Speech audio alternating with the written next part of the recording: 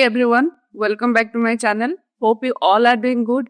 Now we are going to discuss about few more topics which we have for descriptive statistics. We'll cover that. And without delay, guys, let us start. So guys, here we are with our second descriptive descriptive statistics concept, which is measure of asymmetry. What is asymmetry and symmetry, guys? When we are talking about asymmetry means it's uneven, right? Symmetry means it's even. Symmetrical line from the middle line, if both side is equal, then we are calling that as a symmetry. If any side, this one is one example, this is a middle line, this side and this side both are equal, correct? We'll talk about right side and we'll talk about the left side, both are equal. That is why we are talking about symmetrical data. We will call that as a normal distribution. Right? This is an example of normal distribution. When we will consider that some deviation, some tendency is there of some asymmetrical shape it will take, we will tell that as a skewness, right? So skewness is a asymmetry, measure of asymmetry. How you will measure?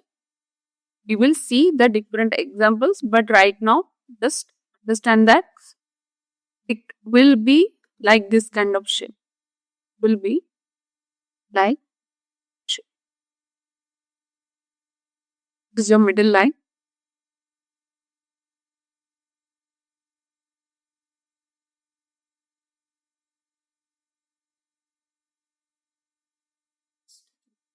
Shape. This side different, right? It's like this side it's more skewed. Similarly, opposite is there. Like this is a two type of skewness is there. We will understand that, but you can just see it deviated from the middle line. Right? This side is more, this side is less. Correct. So how it quantifies, guys? It quantifies that amount of distribution deviates from the symmetrical curve. Right? This is your symmetrical line, middle line, deviates towards left side more, deviates towards right side more. So we have two different types. We will understand that. How with this, how the data points are clustered on one side, we will be able to know that. And this is a mean line, right? Mean line, correct? Okay. Now let us see. See, this is your normal distribution, and in case of normal distribution, your mean equal to median equal to mode every time. That is a fundamental concept. Or any, so here we can say it's a no skewness zone, right? It is a no skewness. Skewness is not there where mean equal to median equal to different point. Right? So we have something called positive and negative skewness, like I've already mentioned here. Like positive skewness means it is a right side skewed, okay? Like that is a term, right skewed. Negative skewness means it's a left skewed. So this is one example you can see. See here, the blue line. This blue line is mode. This green line is your median. And yellow line is your mean. Do you think these three things are equal here? No. When mean, median and mode, three different things are not equal, at that time it will take this kind of shape. All the data points are going to take this kind of shape, and with this part is going to be your outliers. Here, this part is going to be your outliers. That means these are not needed for your data set. Either you need to remove or you need to make it equal to your whatever the other data points are there, make them equal to that. So there are again other steps for outliers and all. Understand that? Okay. I have already explained this, right? So positive skew means when the tail extends to the right. Right, this is your tail, this part. Your tail, this part is your tail, these two are tail. again one tail. If one tail is tending towards right, extend more towards right. And here the data density, this part the data density is coming more, correct? That is called right skewed or positive skew. In this case, the mean is typically greater than the median. In this case, the mean value is typically greater than the median value. How? So this point. This is your distance, right? Isn't it? This is your area, correct? This is your mean distance, isn't it? This is your median distance, which is greater. Mean is greater, right? So negative skew again, guys. This is in opposite, correct? When the tail extends to the left, this is the left. Tail extends to the left, and here mean is less, correct? This mean distance is less. Median, understand like that. Median is more here, correct? Is the distance from zero. From zero, how it is coming? More again, more, correct? Like that. So just understand in that way. When mean is greater or greater than median and greater than mode, then that is called right skewed or positive skew. When mean is less than median and less than mode, at that case is left skewed or negative skew. And this is an important factor to understand the variability of the data points, guys. How we will measure the skewness, guys? So there are two different phenomena, I can say. One is a Pearson's coefficients and another is a Bowley's coefficient of skewness. What is a Pearson's coefficients? This is again there to calculate skewness. Again, do you have to remember the formula? It is not needed. But you need to understand these points because these might come in your review questions. This formula is based on what, guys? It is based on mean, median, mean, mode and standard deviation. Mean, mode and standard deviations based on these three, this Pearson coefficient formula is there. Okay? So here S is your standard deviation, median, right? This is your data point. Okay? That is how you will calculate. So two different methods are there. One you can use mode and one you can use median. And again, guys, you don't have to remember the formulas, but remember the concepts. Remember these names because these names are used to calculate skewness, right? This one method, another method. So you might get question on what are the methods of calculating skewness and answer. Next one is a Bowley's coefficient of skewness. This is a Bowley's coefficient of skewness. You have to consider quartiles here. Quartiles. Guys, I have already explained you quartiles about in box plot concept, right? So quartile means whenever your data is like this, right? So the middle point, your median, Q1, Q3. So if your middle value we will consider is 50%, right? Q1 should be your 25. Q3 should be your 75. So with this, what we are understanding, guys? We are understanding that my data distribution should be there between that 25% to 75% range, correct? If it is 1% above or below, what it is going to be considered? It is going to be considered as an outlier. So by taking those measures, we are calculating Bowley's coefficient of skewness. And this is a formula. Again, guys, you don't have to remember, but understand the concept. We have a formula Q3 plus Q1 minus 2Q2 divided by Q3 minus Q1. With this, we will be able to know whether the given distribution is symmetrical or not. Why it is needed? Because if a graph or plot comes as a symmetry, that means it is a normal distribution. We need to follow every data point need to follow a normal distribution. That means the data should be come closer to the mean value, should not be dispersed more. Okay, then otherwise it is going to be difficult for considering those data points in our further machine learning model and everything. We have one more concept called kurtosis. One more important concept, guys, it will come in your interview. Most of the times they will ask know whether you are proficient in like you just came from simply you came from some other technical background or you have knowledge.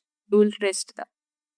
So kurtosis, again, what it is, guys, see again, what is a curve? We have a bell curve, right? That bell curve is called what? It's a normal distribution curve.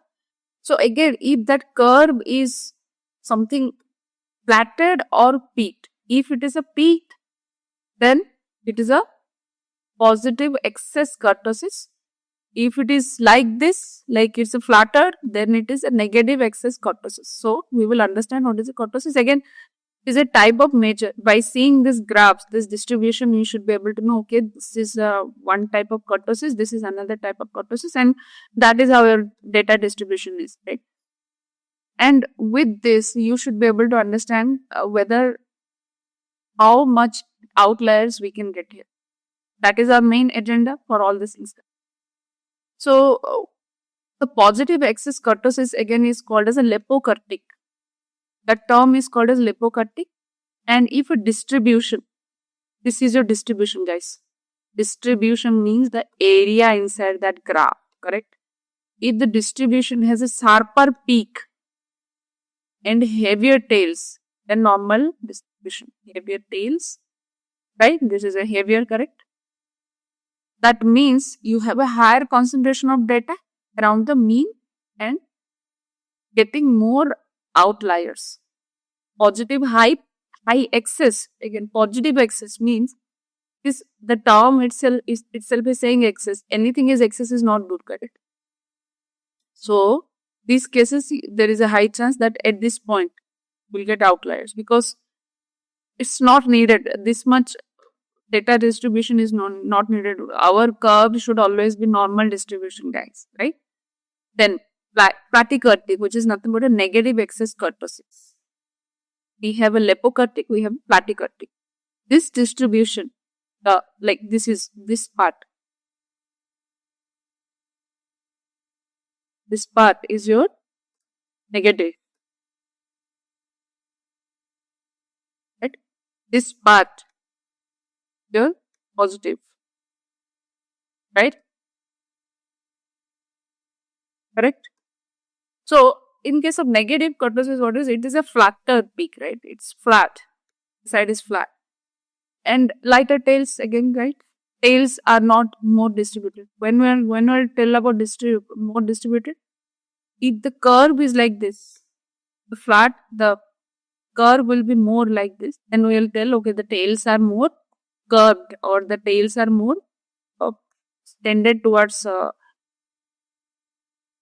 maintaining the outliers or getting the outliers. With that, we can say. Then we have mesokurtic where zero kurtosis. That means it's a normal distribution. So guys, we understood skewness, we understood kurtosis. Both are similar, but yeah, when they will ask you the question why, in which case you have to take skewness and which case you have to take kurtosis, you can say, okay, whenever we have like when we'll consider the case of like mean, median and mode, at that time we will say, okay, fine, at that time we will skewness, but when we will say, okay, it is based on the normal distribution, based on the normal distribution curve, at that time you can say kurtosis because it is all based on the normal distribution. The distribution not normal and is a peaked distribution or flatter distribution at that time. Then we have something called outliers, guys. How to know how to detect outliers? So one of the important method is G-score, but we have few more things which I have mentioned here. So we will understand that. What is the outlier, guys? Like I've already shown, this is a curve. Okay, sorry, this is a graph, and this is a scatter plot. This is a scatter plot, right? So when I'm saying my all data is concentrated here, all data are concentrated here. If I'll get few points here,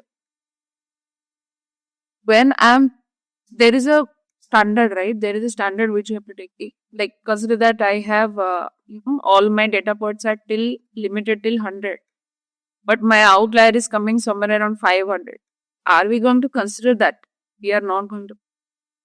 Scatter is one of the method, and we have box plot, right? In box plot, how it is. This is your box plot, right?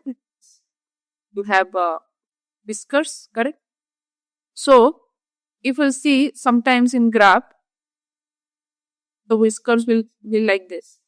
So the data points will be like this. So whatever the data points above whiskers are present, those all you can consider outlier, because those are not me.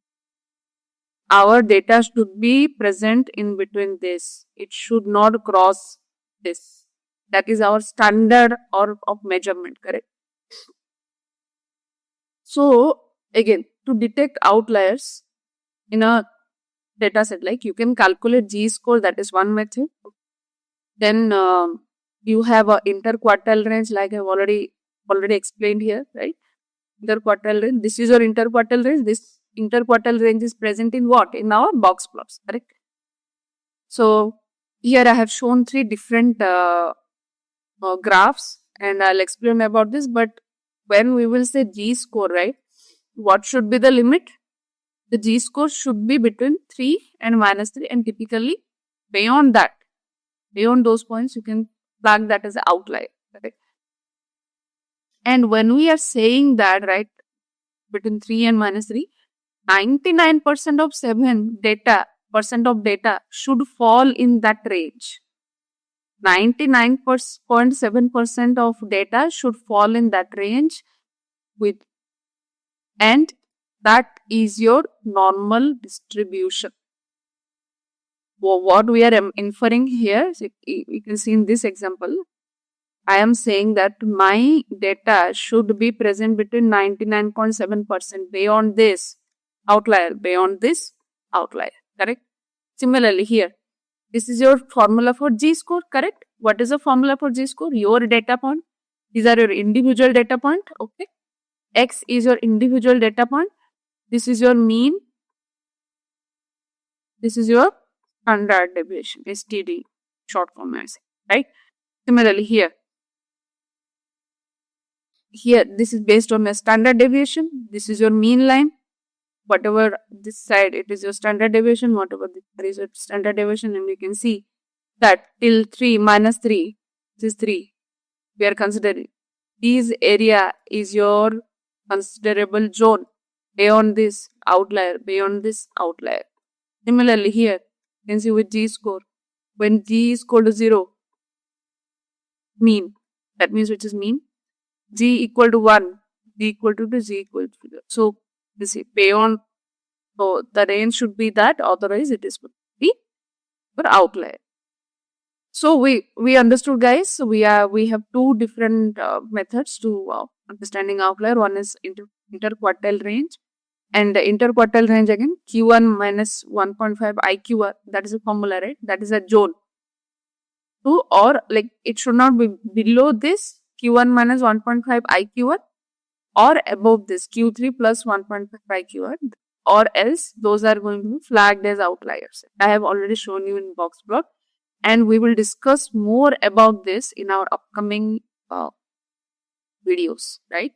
So that is all, guys, for for this measure of asymmetry. That will be all for now, guys. We have covered the measure of symmetry part, and we'll cover a few more statistical concepts which are really important, and we do cover everything. So guys, start, subscribe, like, share your comments and feedback, share it with your friends, and see you. Have a great rest of the whole week. Thank you.